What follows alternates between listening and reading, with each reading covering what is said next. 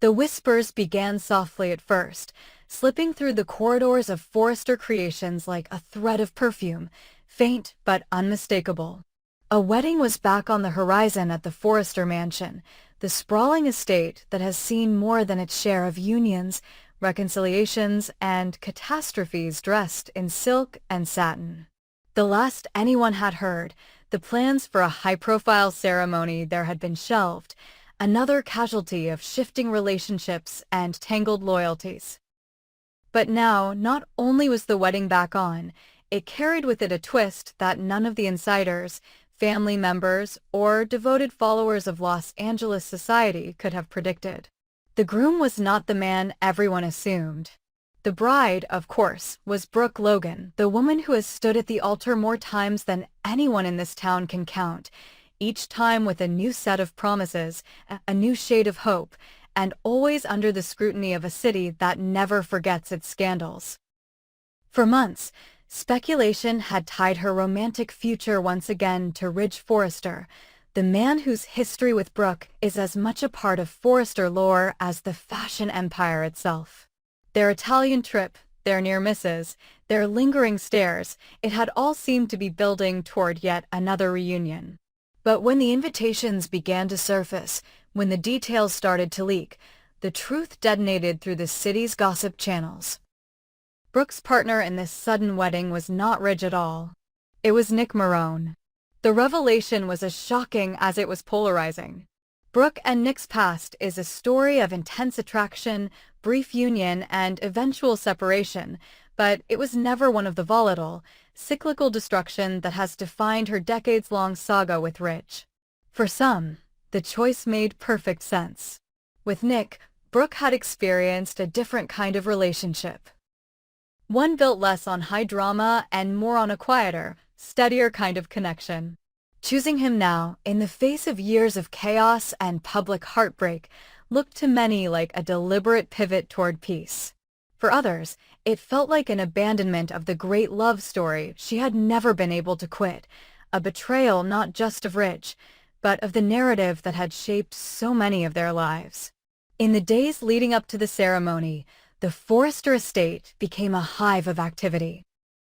Florists unloaded crates of white roses and deep blue hydrangeas. Designers and seamstresses moved in and out with Brooke's gown, each alteration and fitting carried out under the tightest veil of secrecy. The guest list was tightly controlled, invitations extended only to those whose presence was essential and whose loyalties could be counted on to remain quiet until the day arrived. The business ramifications of this union were already being analyzed. Nick's history in the shipping industry, his influence in various commercial circles, and his ties to figures outside the fashion world could introduce new alliances and new markets for Forrester Creations. For Brooke, whose life has always been a blend of personal and professional entanglements, the marriage could also represent a strategic realignment, protecting her from the turbulence that has accompanied her on-again, off-again ties to Ridge. But in the world of Los Angeles high society, no wedding is purely strategic. Every vow, every pairing is laden with emotion, and in this case, the emotions swirling around Ridge Forrester were as potent as they were dangerous. Ridge, returning from Italy and already wrestling with the tangled threads of his relationships with both Brooke and Taylor, was blindsided by the news. That Brooke would marry someone else, and so soon, was one thing. That she would marry Nick, a man he has long viewed as both rival and interloper, was another. Those close to Ridge saw it immediately, the flicker of disbelief, the tightening jaw, the way his questions about the ceremony came wrapped in the kind of brittle calm that only masks deeper turmoil. The possibility of a dramatic interruption, of Ridge crashing the wedding to make one last plea, or to reclaim the bride entirely, began to shift from idle gossip to an actual scenario people were preparing for. Security for the day was quietly increased. Discreet conversations were had with family members about contingency plans. The table flip moment everyone speculated about could come from anywhere, an unexpected guest, a revelation during the vows, or Ridge himself stepping into the aisle to halt the ceremony in front of every guest, every camera, and every reporter within reach. Brooke, for her part, seemed serene in the days leading up to the event. She spoke of Nick with quiet affection, of his stability and his grounding presence. She made it clear to those closest to her that this choice was intentional, a way to step off the merry-go-round of heartbreak and reunions that had defined her adult life. For once, she wanted to choose a path that promised calm, even if it lacked the high-voltage passion that had so often pulled her back to Ridge. Nick, too, appeared resolute. His history with Brooke gave him insight into the challenges ahead, but it also gave him confidence in the bond they were rebuilding. He moved through the preparations with the ease of a man who knew he was not just winning a bride, but securing a partnership he intended to keep. On the morning of the wedding, the Forrester mansion stood transformed. The staircase was lined with cascading arrangements of cream and gold, the great room filled with the soft murmur of guests arriving, the clink of champagne flutes, the distant strains of a string quartet. The groom's side of the guest list included both business associates and a handful of unexpected faces from his past, each there to witness a moment they may never have believed would come. The bride's side was heavy with Forresters and Logans, their smiles tight, their eyes flicking toward the entrance as if bracing for something or someone to arrive and change everything. When Brooke appeared, the room drew a collective breath. She moved with a composure that belied the storm her choice had stirred, her gown a study in understated elegance, her gaze steady as she walked toward Nick. The moment seemed poised to seal a new chapter, one that would sidestep the chaos of the past. But even as the officiant began, the air in the room felt taut, as though everyone present was holding onto the possibility of an interruption. Whether Ridge would come through those doors, whether some last-minute confession would detonate the ceremony, hung over the proceedings like a shadow. Every guest knew that in Los Angeles, a wedding at the Forrester mansion is never guaranteed to end with the words, "I now pronounce you." In the end, the day would belong either to the couple who managed to unite despite every obstacle, or to the chaos that has defined so many unions in this circle. If Ridge chose to act, it would be a public, irreversible move that could fracture not just hearts, but alliances, fortunes, and the delicate balance of power that holds Los Angeles society together. If he didn't, Brooke and Nick's marriage could reset the entire board, redefining relationships and business alignments for years to come. One thing was certain. By nightfall, nothing, not the alliances of love, not the flow of money, not the order of power, would be the same.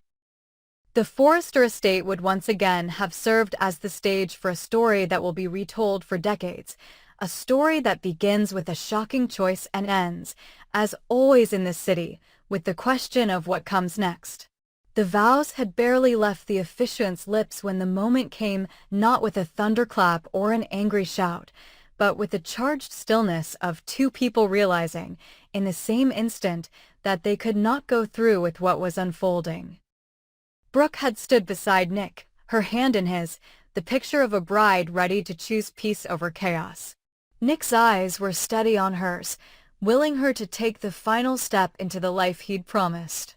But across the room, Ridge was standing, not seated like the other guests, not relaxed, but upright, every line of his body taut as a drawn bow. He hadn't planned this. At least, that's what he told himself in the days leading up to the wedding. But from the moment he heard the music swell and saw Brooke in her gown, all pretense dissolved. Every memory of Italy, of their shared rescues and reconciliations, of the way her name sounded on his lips, came flooding back. And when she glanced at him during the ceremony, just for a fraction of a second, the silent communication that had always existed between them snapped into place. They both knew. It happened fast after that. One moment the officiant was speaking of love and commitment, the next Brooke's hand was slipping from Nick's. A murmur rippled through the crowd, chairs scraping against the marble as guests craned their necks. Nick, blindsided, reached for her, but Brooke was already turning toward Ridge. Ridge didn't hesitate. He met her halfway, his hand closing around hers with the certainty of a man who had made his choice. Damn the consequences. There was no speech, no plea to the guests, just the sound of Brooke's heels against the floor and the sharp echo of the great doors swinging open as they walked out together. Outside, the midday sun hit them like a spotlight. Ridge had already arranged for a car, though he'd told himself it was just in case he needed to leave early. They climbed in without looking back, the murmurs and half-shouts from the mansion fading behind them as the driver pulled away. Inside the car, there were no explanations at first, just the kind of charged silence that belongs to people who have both made the same impossible decision. Brooke finally exhaled, the tension leaving her shoulders. "I couldn't do it," she said quietly. Ridge's eyes stayed on her, unreadable for a moment before softening. "I wasn't going to let you." They didn't go to his house or hers. Ridge told the driver to head for the coast, toward the cliffs where the city gave way to open ocean.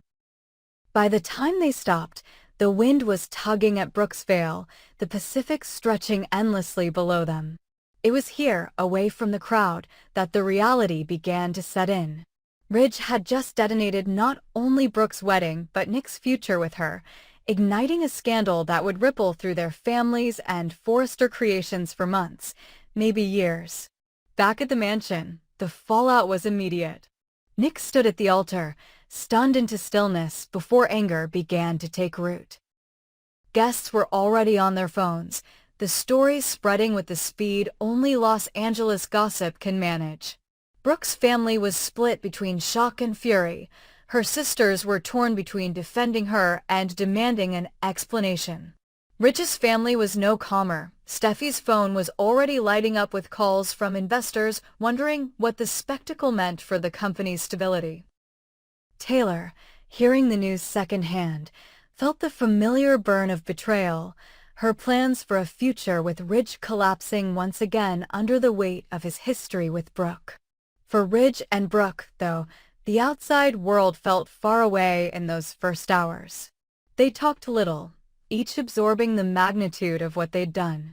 Ridge knew there would be consequences: Nick's wrath, Taylor's heartbreak, Eric's disappointment, and the inevitable media storm. Brooke knew she'd chosen the path she always seemed to choose with Ridge, the one that led to upheaval before it led to anything else. Yet here they were, together again, not by accident, not by circumstance, but by choice. As evening fell, the lights of the city glittered below them.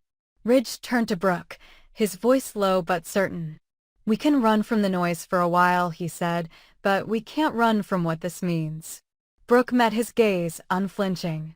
"I know. And I'm not running from you." They didn't know yet where they would go next, whether it would be a secluded villa somewhere far from Los Angeles, or a quiet hideaway up the coast. What they did know was that when the city woke up tomorrow, it would wake to the news that Brooke Logan and Ridge Forrester had once again walked away from everything else together. And this time, they might not come back the same.